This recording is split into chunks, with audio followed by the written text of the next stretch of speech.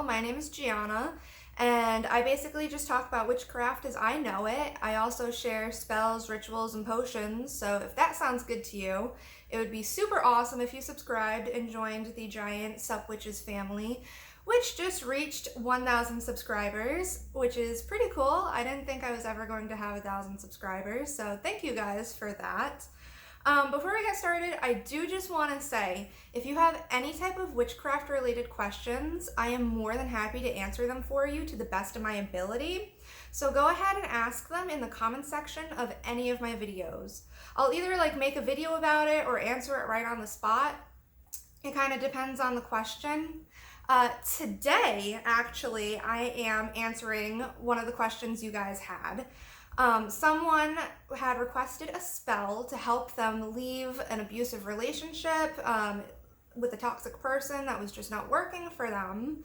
So I thought today I would show you guys the cord cutting ritual. This is something I think every witch should know because you never know what type of situation you're going to get yourself into. Sometimes it's just the healthiest thing to do to cut the cord and walk away from a relationship.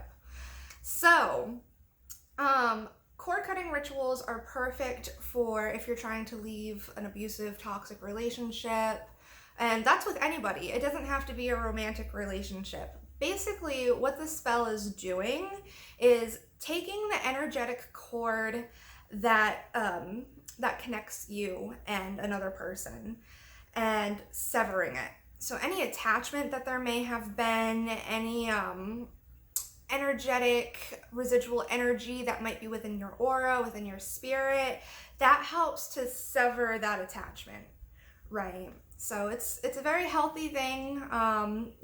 It's good to know for you, it's good to know for a friend. But yeah, without further ado, let me show you guys what you're gonna need. Okay, so before I start going over all of these different ingredients, I do just want to say not all of them are necessary. The most basic of ingredients that you'll need are the candle, and it doesn't matter what kind of candle you do, it doesn't matter what color. I chose white for purity, but you could also choose black for banishment perhaps. And also I'm just choosing a tea light candle just to prove the point of you don't need fancy candles to do spells. You can use whatever you have on hand even.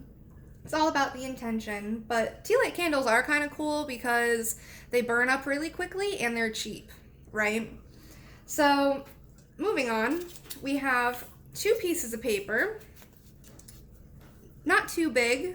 All you have to do is write your name on one and then the name of the other person you're trying to sever your cord with on the other.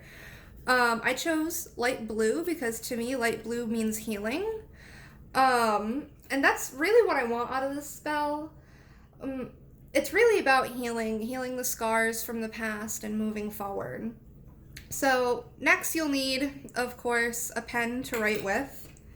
I have a string, and I chose a darker string because again, black means banishment, but I just have these natural hemp cords that I got from Michael's or some craft store here. And I have salt. Salt is our last essential ingredient. So regular salt will work. Regular salt is fine.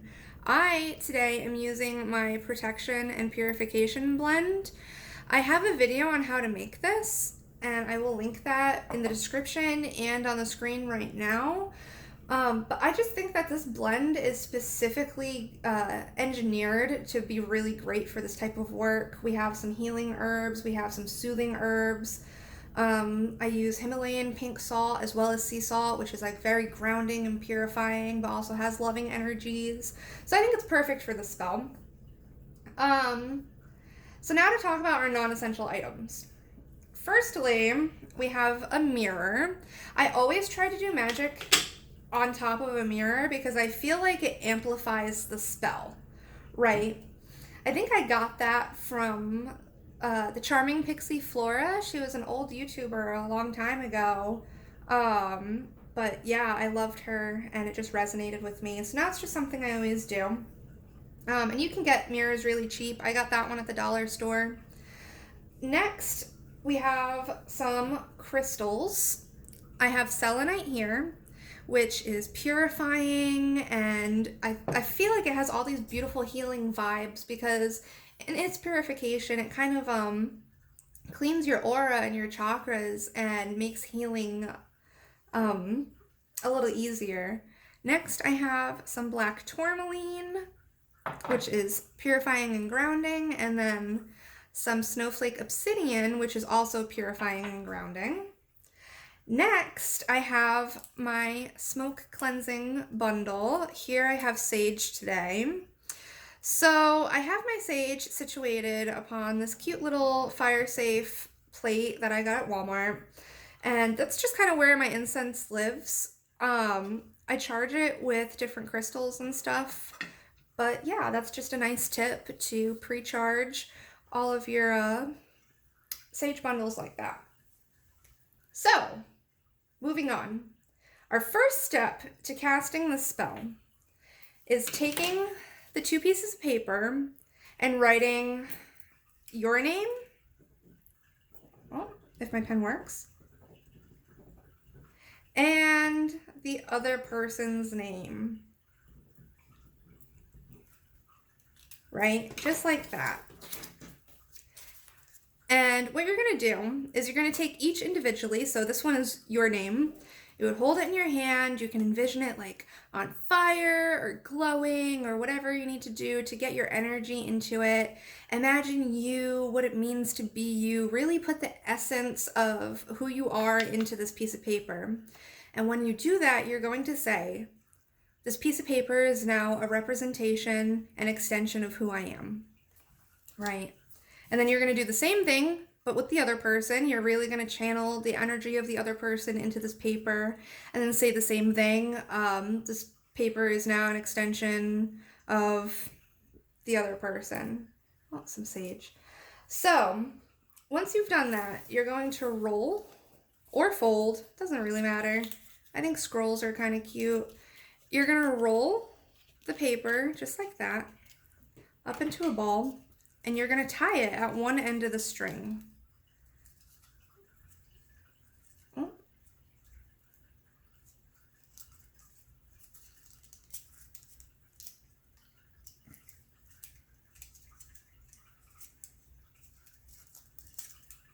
Right? Just like that.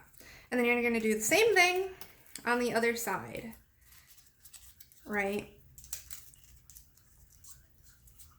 And as you're doing this, you can be feeling that cord between you, making you aware of it, bringing it to the center of your attention in your mind, right? It kind of just summons that energy. So now you have these 2 pieces of paper, which are your 2 souls, and they're tied together, which represents the bond between you, right? So now that we have this prepped, we're going to go ahead and put that off to the side. Now that we're done with prep, what we're going to do is take the sage and you're going to cleanse your area. You're going to cleanse your area, cleanse yourself, which is really important.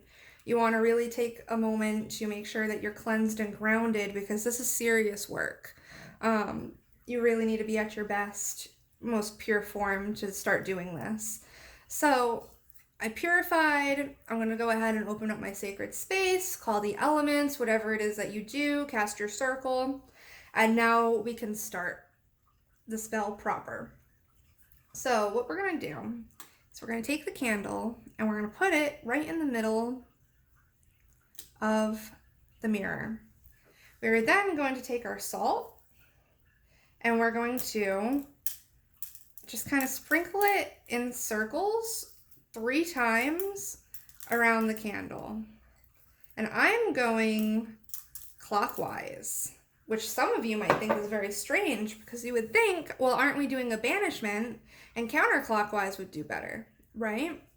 Well, I go off of the more, the older ideology that counterclockwise is for curses and then clockwise is for all things positive and good, which is why I went clockwise. Okay, So now that we have our purifying agents surrounded by the candle, or surrounding the candle, we're going to go ahead and charge our candle. Now, this isn't normal candle magic. I'm not like dressing the candle or doing any of that, but I am going to put my intentions into it because that's the most important part. So you can take it in your hand, and again, imagine it glowing, whatever you need to do. And we're going to be putting the intention into this candle that it is the powerful, purifying essence of fire, right? Good. So after that's done, and we really feel this like elemental raw force ready to incinerate everything that does not serve us anymore, we're going to light the candle. So your candle is lit. You can choose to sit here and meditate on that fire energy or whatever you want to do at this point. But when you're ready, and it might take a couple moments to get ready mentally, because this is a big thing that you're about to do, you then take the 2 scrolls and hold them, one in each hand, and kind of hold this taut. And you're going to go ahead and light it on fire. I am going to include an incantation that I use when I light the candle. I have all my incantations written down. I probably should have brought my book over here, but I didn't. So now the cord is severed. The cord is severed, and you are now free of this person and of their influence on your life. But yeah, that is how you go ahead and cast the spell. Now, you can let the candle burn out all the way, or you can just blow it out. Personally, I'm just going to go ahead and blow it out because it's not manifesting anything for me at this point. It's basically just channeling the essence of fire for me, and it already did its job. It already severed the cord. So I just blew it out. What you want to do with the like throwaway ingredients, like your candle remnants and your extra herbs and things like that, throw them out. That's my advice. I know some people like to like keep their spell scraps, but for me, in my mind, it's just like weird that if I'm trying to remove this relationship from my life, that I would want to then keep the remnants of the banishing spell. Get it all out of your life. Get it all out. But yeah, and you can just throw your scraps away, or another popular thing that witches do is to go to a crossroads far away from where you live and bury the rest of your spell and never go to that place again. But I never go to the dump, so I'm just gonna send my spell scraps there. Immediately after you're done casting the spell, I suggest cleansing yourself and purifying your energy, and then following that up with a grounding meditation. Aftercare is so important when you're doing this spell, because you're cleaning up the last bits of this person's energy from your aura and from your spirit, but also you're fortifying your own energy by grounding. You should be feeling liberated from the energy of the person that you cut cords with very quickly after doing this spell. However, depending on how deep-rooted the cord actually was, it might take a little bit of time for you to completely heal from the cord cutting process. So give yourself a little bit of time to recover and feel better.